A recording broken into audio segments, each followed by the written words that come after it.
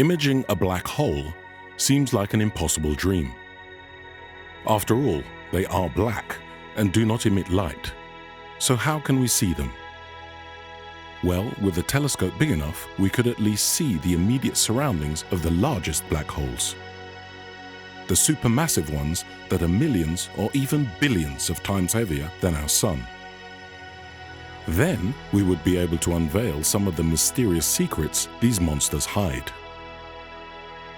Except that when you do the maths, you find that to observe even the closest supermassive black holes, you'd need a telescope the size of the Earth. Something beyond our wildest dreams. Or maybe not. A few years ago, 300 astronomers from nearly 80 institutes across the globe joined forces and found a way to create a telescope as large as our planet. And they did it without using new mirrors, screws, or steel. Their Event Horizon Telescope, or EHT, is not a real telescope, but a virtual one.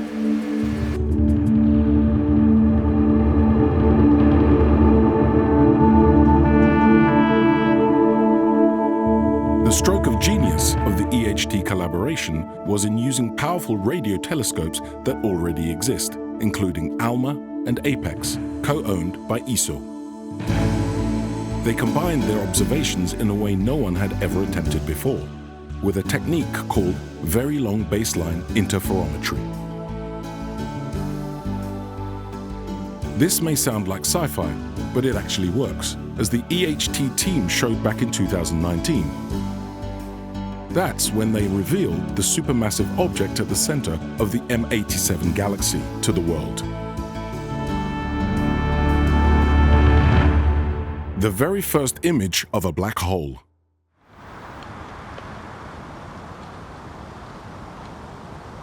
To understand exactly how hard that was, let us drop in some facts. First of all, you should know that the EHT telescopes could not see the black hole itself, as it is invisible. Rather, they picked up the radio signals from the hot glowing gas around it and imaged the shadow the black hole casts on it. To do this, the telescope antennas in the EHT array had to be pointed to exactly the same position in the sky at exactly the same time. The EHT can tell if one of these antennas is off by just a millimeter, and if the timing is shifted by a trillionth of a second, even though the telescopes are located thousands of kilometers apart. Imaging the black hole in M87 then required combining the observations of all telescopes in the network using interferometry. This technique works best if you have many telescopes, which wasn't the case. The team had 8 observatories, though now the network has grown to 11. So the EHT researchers had to develop special algorithms to be able to fill in the gaps and reconstruct their image. It was like staring at a puzzle with most pieces missing, trying to figure out what the whole image would look like. To determine if the result was scientifically bulletproof, they used a variety of methods.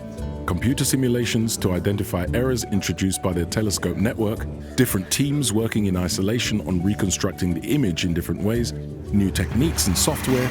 It took years of work until they were sure they had done it right. Only then did they show their image to the world.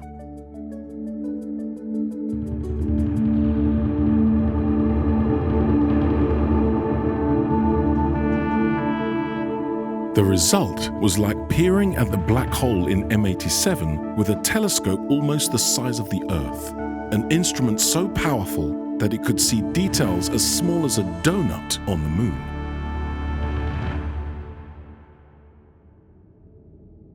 So what's next for the EHT?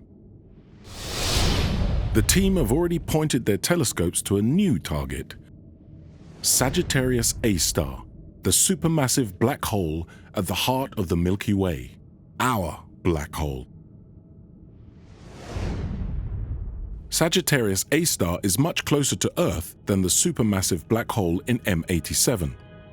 So you may think that imaging it is a piece of cake by comparison. Sorry to disappoint you. it's even more difficult. First, the center of the Milky Way is obscured to us by clouds of dust and hot gas that scatter the radio signals coming from around the black hole.